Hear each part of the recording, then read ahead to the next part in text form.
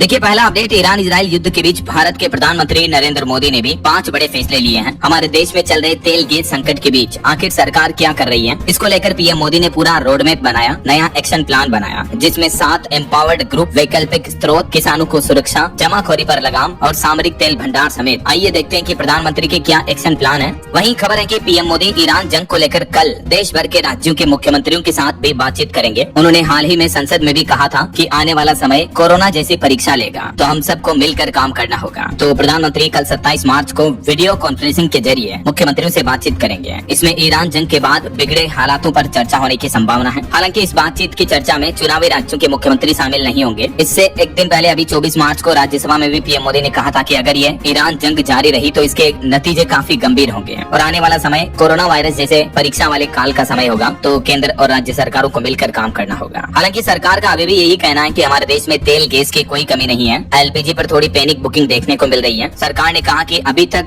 60 दिन का 2 महीने का स्टॉक अवेलेबल है। जो मीडिया रिपोर्ट 6 दिन के स्टॉक वाली खबरें चल रही है उनको अफवाह बताया केंद्र सरकार ने ऐसा। वहीं इधर इजराइल और अमेरिका ईरान जंग को आज 27 दिन हो चुके हैं और 27वें दिन माहौल काफी तनावपूर्ण देखने को रहा। देखिए अमेरिका के राष्ट्रपति डोनाल्ड ट्रंप बोले कि ईरान ने मुझे सुप्रीम लीडर बनने का ऑफर दिया, लेकिन मैंने ठुकरा दिया। मुझे ईरान का नेता बनने में कोई दिलचस्पी नहीं है। मतलब देखिए यार, ट्रंप उस तरह के उल्टे सीधे बयान दे रहे हैं जैसे आपको पता होगा जब भारत पाकिस्तान के बीच भारत का ऑपरेशन सिंदूर चल रहा था, उस समय भी ट्रंप क्या क्या उल्टी सीधी बातें कर रहे थे। तो आज ट्रंप ने कहा कि ईरान ने मुझे सुप्रीम लीडर बनने का ऑफर दिया, लेकिन मैंने ठुकरा दिया। वहीं इधर ईरान इजराइल जंग पर आज एक बड़ी खबर आई कि इजराइल ने कहा कि होर्मुज रूट को बंद करने वाला जो ईरानी कमांडर था उसको हमने मार गिराया। तो इस घटना के बाद अब ईरान ने बाब अल मंदेब रूट को बंद करने और उस पर भी हमला करने की धमकी दी। यह भी होर्मुज की ही तरह दुनिया का चौथा सबसे बड़ा शिपिंग रूट है, जहाँ से जहाज वगैरह निकलते हैं क्रूड ऑयल वगैरह के, जैसे होर्मुज रूट है ना ये। तो इसके इस साइड में इसी आइलैंड के दूसरे छोर पर ये बाब अल मंदेब स्टेट है। तो ये जो होर्मुज रूट था इनके ये कमांडर थे। इजराइल का कहना कि आज हमने इनको तो मार दिया। और ये होर्मुज स्ट्रेट रूट से तकरीबन 2500 किलोमीटर दूर इधर